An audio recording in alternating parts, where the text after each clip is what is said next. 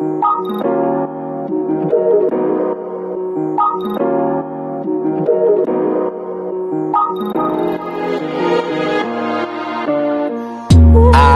need your energy. I need your energy. This world is killing me. Light it up. If you feeling me, I feel. Light it up. If you feeling me, I feel. Light it up. If you feeling me, I feel. Light it up. If you feeling me, I feel. I need your energy. High life, high tide, don't drown, big breath, take steps, stay cool when I'm down, that vibe, that's right, on top, that high, I fly, skydive, high five, we won't die, see hope, see drive, see why, and my eyes, win big, win life, take on. Hello all, and welcome back to the Jay-Z's Takeaways podcast. I'm your host, Jordan Zlamazlik, and I'm joined today by Ottawa Redblacks receiver, Jalen Saunders. Jalen has spent a couple years in the CFL, and he was just brought in by the Ottawa Redblacks, and I'm down to talk some football with him. So thanks for joining me, Jalen. Oh, man. Glad to have you on.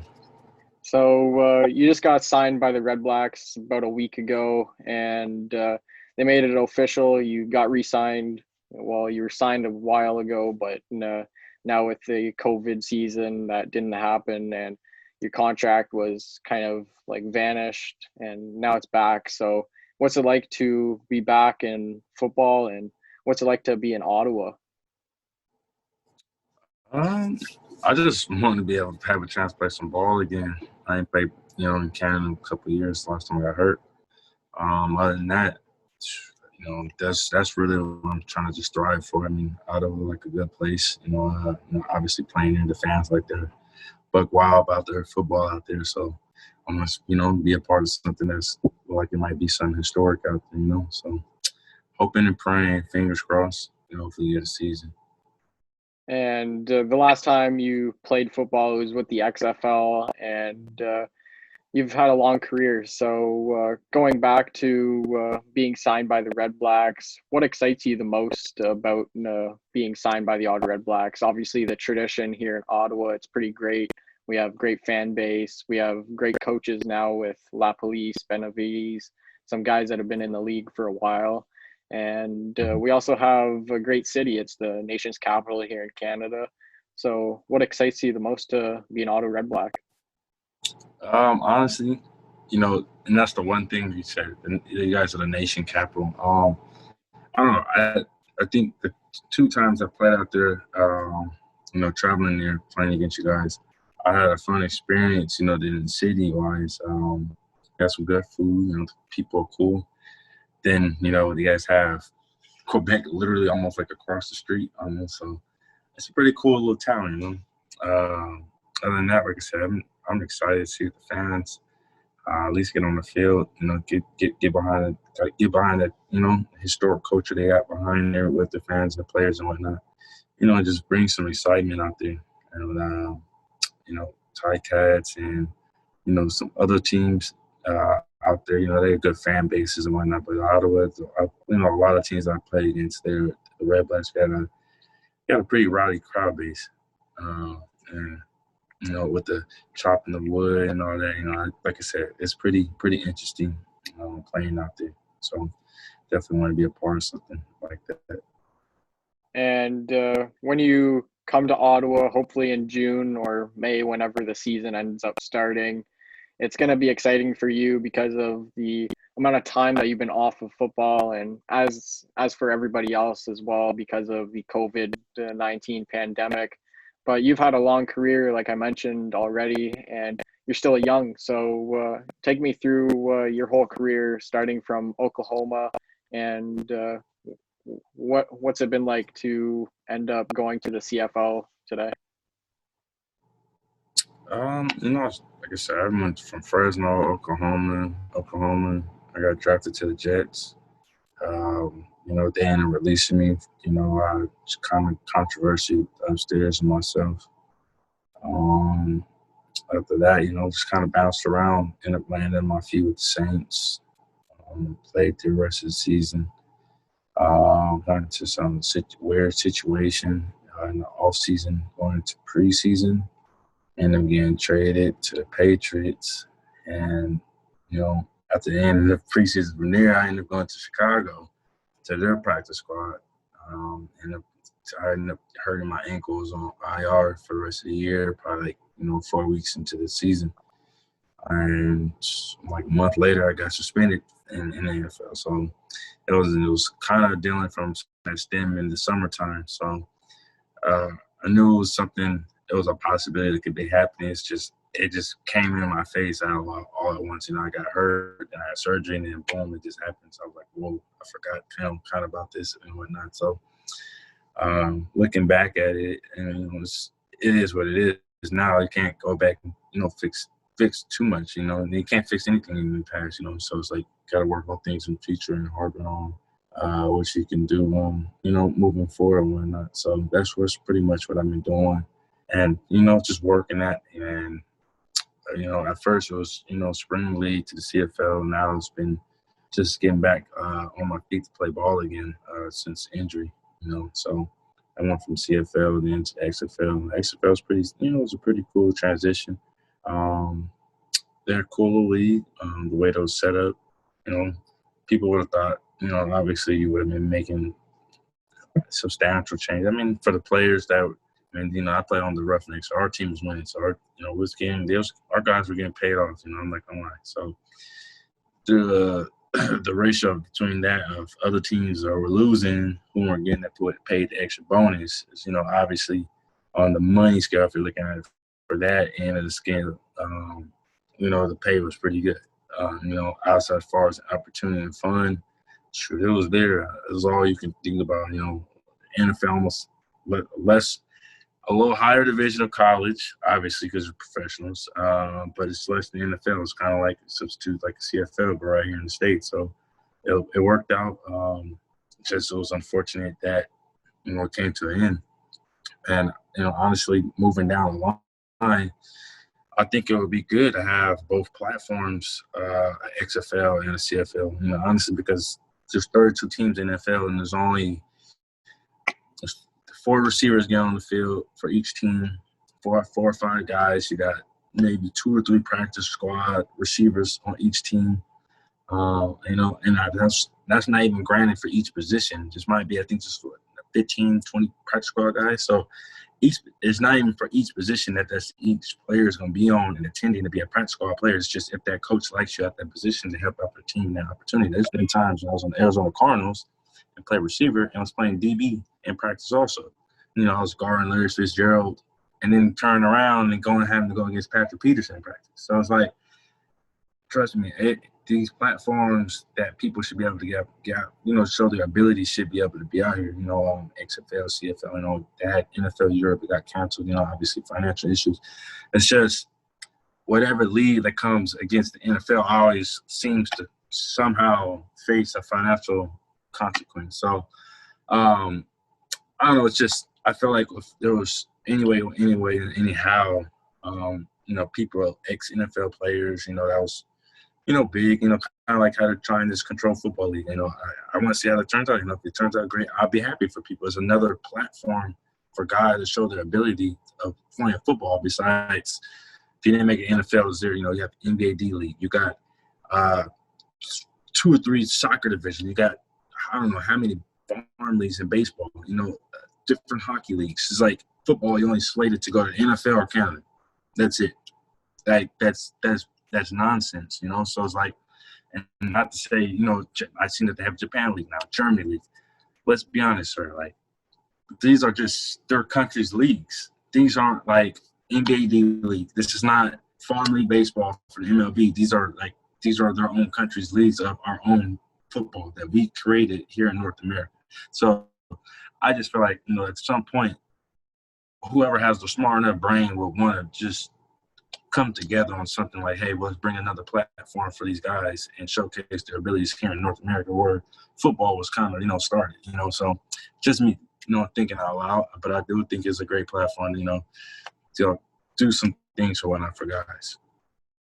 And throughout that little quote that you had there, you talked about your career yourself, and as well as the XFL, CFL, and all these smaller leagues. And you mentioned it right there. They always find a financial thing at the end of it where they can't really fund the league anymore. So obviously we're seeing it with the CFL right now, where we didn't have a season Correct. last year, and it looks like we're still battling if we're going to have a season this coming year as well. So what exactly excites you the most about playing next year if there is a CFL season? Man, I just want to play ball. Just, I just want to go chase some guys, catch some passes, route some guys up. I ain't gonna do no more crackbacks, so I'm not gonna do all that extra stuff. I might trash talk a little bit, but other than that, just a couple, catch a couple touchdowns, make a couple, few grabs, a couple stiff arms, just have some fun with some guys. I don't want nothing too crazy, just come out with a championship hopefully at the end. But, like I said, just want to have some fun for at least one time. But I don't know. We'll see how it works out. And all the leagues that you just mentioned there, you talked about the German leagues and all these global leagues that the CFL has kind of been adopting as well. You also mentioned the fan-controlled football league, and that's starting up, I think, next month. And I interviewed a few guys that are starting there, and I think it's actually in Atlanta where they're doing. Yeah, they're out here. They're out here in Atlanta. So what do you think about that league? Like, obviously they have Richard Sherman, Marshawn Lynch, and they have so many other guys as well. It's a good idea. I mean, it's a curveball football. I mean, like I said, it's fan control football. I mean, it's kind of, self-explanatory how it's going to be. So I just want to see how it turns out. Like, shoot. I think their slogan is like fantasy football, but in real life. So that is going to be. Yeah, so it's like you're going to have these drunk fans on the weekends calling plays for these guys. They're calling – you're going to like you playing Madden against your friend, and they're calling the same 3 plays every time they get on offense. I'm hoping I don't see that, but at the same time, it could be a possibility. Who knows? But all I'm saying is, hey, this could be something to watch. Who knows? Like I said, it's fan controlled. Then again, it could be, I don't know. Who knows? Who really knows how this will turn out? I don't know. I just want to see how it turns out, but it's another platform for guys to show their ability once again. And that's a good thing because especially right now where people sit inside, don't have nothing to do all the time, or just can't think of stuff to do, or just anything. So it's like, all right, they're waiting on their passion, their dream to come true, or stuff they've been working for to come true. Then, like you said, a financial consequence or a COVID consequence, now it doesn't come true. Now you're sitting here, hands open, like, what do I do next? Type mess, or what's going on? Like, so it's like I said, this is a very cool idea. In the middle of the pandemic, open up business, or you start this business up in the middle of the pandemic. I think it's cool. And like, there's nothing else better than do right now is to just try to start something up and try to, feast through it, because obviously what's going to happen? No is all that can be happen just right now. Only thing that's, in a negative aspect can happen is just to say, by health officials, it has to be shut down. But if it doesn't, you're the only one. That's the only one on the platforms playing ball right now. Let's be honest. So it's like, I don't know. It works out to me.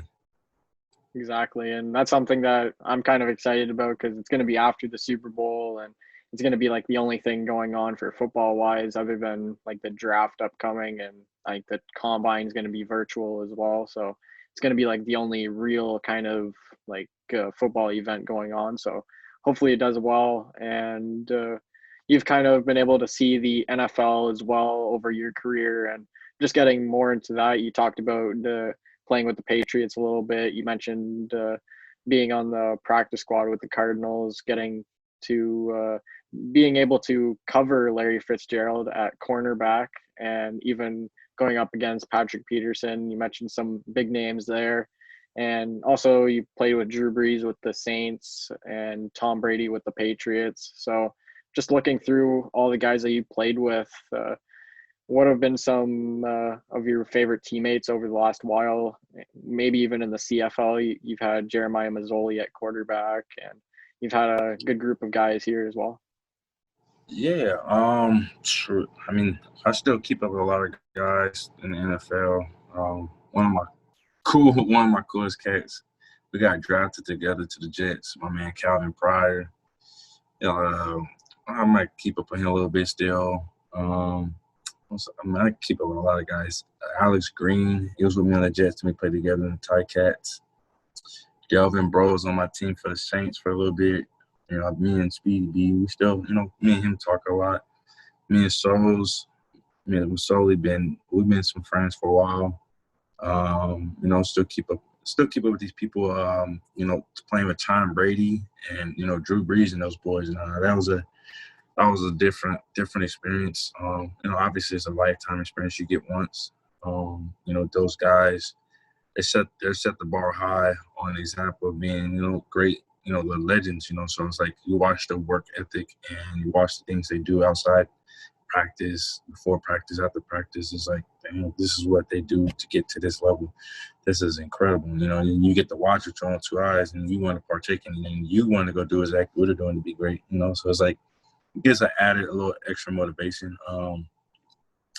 Outside of that, like I said, I've been around some great cats, coaches wise, players wise, just playing throughout my whole career. I mean, honestly, the most informational teaching coach I've had has been June Jones. Honestly, like, that's hands down the best coach, informational teaching wise. That's the best coach I've ever had in my life. I've had a ton of coaches: Bob Stoops, Bill Belichick, Sean Payton, who else we had? John Fox at the Bears, Bruce Arians. I played at Seahawks for a second practice squad with Pete Carroll. It's just a handful of Pat Hill at Fresno, Bob Stoops, I mentioned him. It's just a handful of guys that I play under. Jay Norvell, who's the head coach in the University of Nevada. It's just like a handful of people that I've been around. It's just like, they're great coaches, but June Jones, I don't know what it is about his man. It's like, I've never seen. I played quarterback all my life, and it's just certain stuff that, to this day, I'm telling you, like, you can ask any player that played with June Jones how much information they gained learning about football, that they gained learning from him, and it's incredible. It's really incredible. Like I said, he's a part of the creation of the run and shoot offense. I mean, obviously he's going to know X's and O's about football and whatnot, and like certain things and whatnot. So it's like, I don't getting to learn. I learned from some legends, put it like that. And all I can really say is my last coach, June Jones, is the most informational. I mean, he's a great motivational coach also, but information hands down the best coach I've had. And I'm happy to take his coaching and move on with Coach Lapa, and hopefully what I've learned between both two guys creates a whole monster on the field with myself, because I can feel that. So you'd say that June Jones was a better coach than Bill Belichick?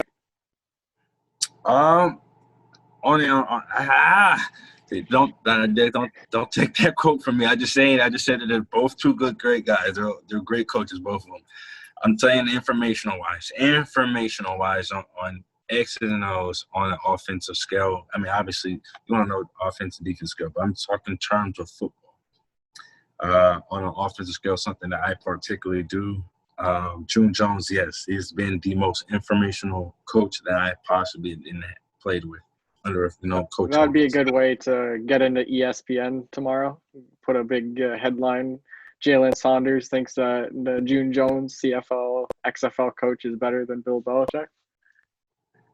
Hey, put it on there. Do what you got to do. Hey, man, I just know what I know. You can ask any player. I mean, I'm going to put it like this. Look at Masoli's numbers after June left. Look at Speedy B's numbers after June left. Look at all those guys' numbers at the Ticats after June left. Even when June was – look at all their numbers. I just want you to see that. I just want you to see those guys, and they're still trying to. I mean, I don't know the offense now. I mean, I don't know Tommy and what he's done offensively. I don't know, but I'm just saying specifically. Yeah, I've looked at just the specifics. These numbers are not a lie. I'm just being honest, sir. Like, I'll call a spade here. So informational and coaching wise, yes, June Jones. And June Jones is just one of the few coaches that you've had over the last while. Like I mentioned, Bill Belichick. You mentioned all your coaches, Sean Payton, and all these other guys that you've had at the university level and also the pro level. You've had a lot of great coaches, and that's something that you're going to take with you, like you mentioned, and you're going to get coached by Lapo, who's one of the best offensive coaches in the CFL probably right now, and maybe even in history. So Right. obviously you got signed by the Redblacks, you got signed by Lapo and his staff. So what have your talks been like with Lapo over the last while? Whenever I think they've had like some Zoom meetings, like whenever the whole like off season started. So have you been talking with them and all that? Yeah, I mean, it's an excellent coach. Like I said, I'm excited to see if he can bring everybody to the table and try to get a season out. I mean, we all want to go play, bang it out. We're all just sitting here waiting. I know he's an excellent coach and scores numerous numbers every game, puts high numbers on scoring. No rush and passing. So, like I said, I have no doubt what his offense. I know only because I watched on the sideline what the offense did playing against him. So, like I said, I'm excited. Like I said, I haven't played in so many different offenses. I played quarterback all my life till I got to college. So, I don't know. It's just exciting to see, man. I mean, it's just real exciting. And when you do come to Ottawa, whether it's May or June, whenever the season does happen, I'm confident it does happen, just saying that. So whenever it does happen, I guess, how excited are you? Like, what excites you the most to be in Ottawa? I think there's some teammates that you're going to be reunited with on offense and on defense. I think when I was talking to RJ this morning, he said that you guys played together in New Orleans. So that's another familiar face, and some other guys as well. Yeah, we played together in New Orleans for sure. So I know Sherrod a little bit just from playing against him, and one of my old teammates was his teammate in college. So I don't know too many people, too many faces like that. But I'm familiar with a lot of guys up there. I'm definitely willing to get to know them and whatnot. And I think they'll like me who I am. I'm just me. I don't really like showing out or doing too much, but I like to be me. I might trash talk a little bit on the field, but at the same time, like crack jokes. I just like to have fun, man. Make have a smile on your face all the times. And when you do come to Ottawa, it's going to be exciting for the fans. I know the city of Ottawa, they haven't really seen a lot of 1,000-yard receivers over the last while. At one point, we had 4 1,000-yard receivers back-to-back years, and last year we only had one. So, I guess 2019 we only had one. So, whenever you do come to Ottawa, what's your mentality for getting to 1,000 yards and winning a Grey Cup? My mentality for 1,000 yards.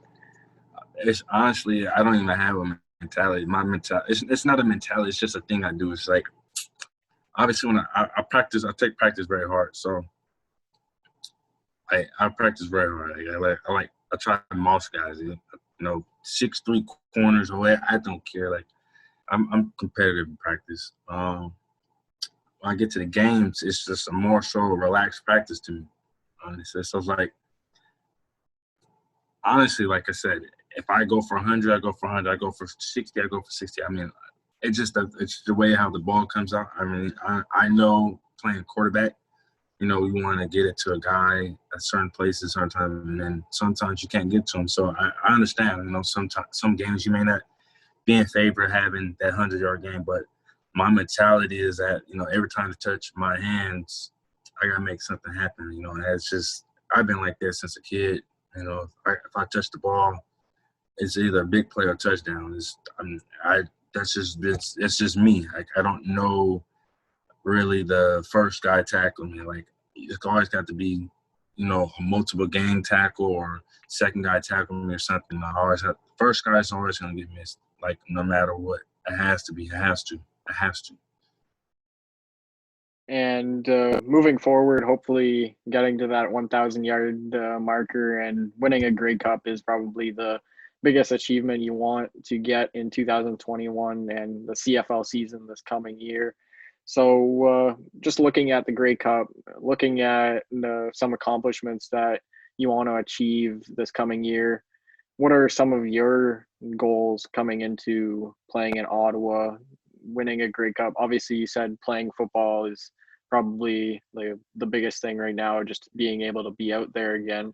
But assuming you are out there, what are the goals? I mean, obviously, you want to win. That's the main goal.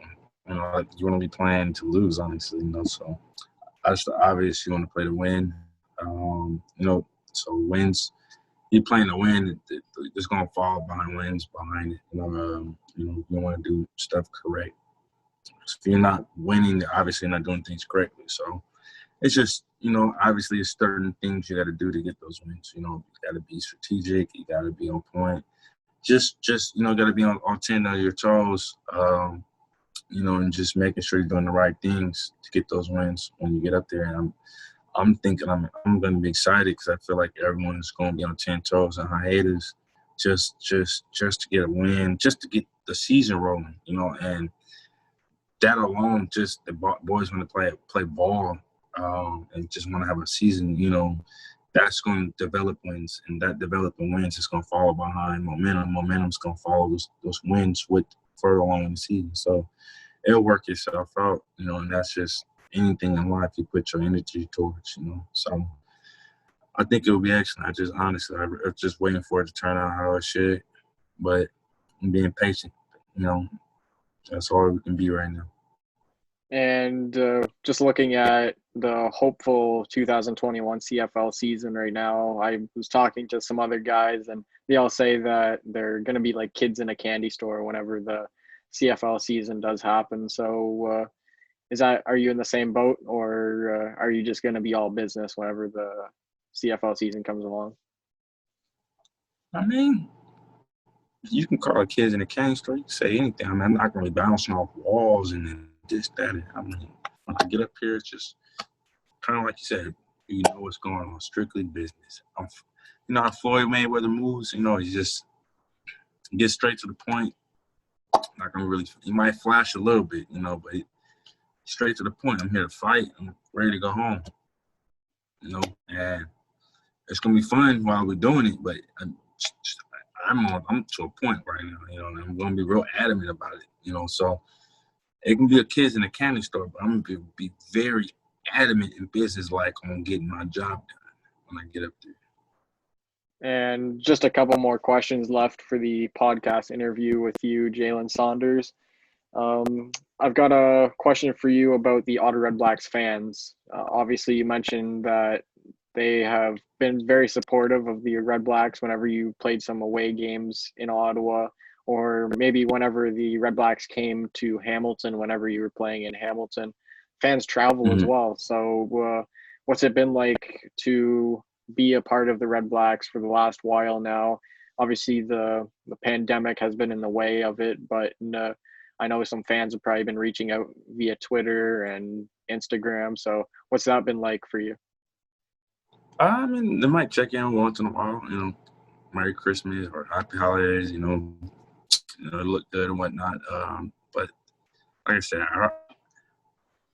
they probably want to interact with me like I want to interact with them. You know, I'm a people's person, you know, so like I might talk to you on the internet, whatever, but I feel like we'll show better energy if we would talk in person. And I'm just an interactive type of person. Like I said, I'm very high energetic, like to have fun, you know. And I'm just the fans out there. I really feel like they're about their players, and the players that can be with them. You know, it's like a shared energy type of thing. So I just I don't know. I just want to see how it'll play out. You know, like I said, I met some fans last year, a couple of years back. We played out there, and you know, it was real sweet. When I was just roaming around Ottawa one day and just, you know, roaming through our Capitol downtown and grabbed some food. You know, I had my Tie Cat sweater on, obviously, you know, and, you know, they offered to buy my lunch. But I'm like, you know, I'm a grown man. I couldn't do it. You know, I was like, nah, you know, no one really pays for my meals, you know, but thank you anyways, you know. And it's just like stuff like that, the genuinity out there is just, you know, it's real sweet. People are real cool. And, you know, it just might be all of Canada. It's like that. You know, let me take that back. So all of Canada's real sweet. But Ottawa, I felt that connection with them, you know, being out there. And coming to Ottawa, that's something that you'll be doing very soon, hopefully. So whenever you are in Ottawa, what could the Ottawa Redblacks fans expect from you on the field? We know what kind of player you are, and we've seen you obviously with the Hamilton Tiger Cats. I know you put up some numbers against us a while ago whenever you were playing with them, and you put up some numbers in college. You put up some numbers at the pro level. So what can we expect from you whenever you come to Ottawa? Hey, man, just high expectations. Because I'm going to have the same for myself. That's all I'm going to leave best at that. You know, I can't predict the future. We all can have is high hopes. Because my hopes are real high. And that's the best way I can put it. If I can predict the future, I would tell you, hey, I am the most valuable MVP, the MVP of the CFL. You know, and that would be my brain, how it would play out. But we got high hopes on having winning the Grey Cup. We got high hopes and just, you know, having a winning season, you know, I'm trying to go undefeated. How about that? You know, I don't know if that's ever been done, but I'm trying to get that done. In the CFL, go undefeated season into the playoffs and win a shit, you know, bring the Grey Cup back to Ottawa. But 18-0 or 16, however many games we get to play this season, at the end. That's what I want, you know, so let's try to hope for that, you know, and let's shoot for the stars for that, you know. And I think it can get done. Like I said, a lot of people it's too much energy, high energy. I want to get something accomplished, and the fact that this organization alone had their last, you know, season they had was a losing season is very unheard of. So the hunger is there. I'm hungry because I want to play football again. I ain't played in 2 years, and then we want to play against every team that I once played against, and I'm going to want to play against the team I used to play for. I didn't want. So it's like I got high energy too, you know. So it's like you got all these people who want to play ball and, you know, make up for what they, you know, had a bad year on. I want to make up for all the losses and the bad year y'all had. I wish I was there to help, you know. So it's like goes hand in hand. Like I said, I'm looking forward to it, and hopefully it plays out. And if it does, it does. If it doesn't, we'll be here talking again and waiting for another one.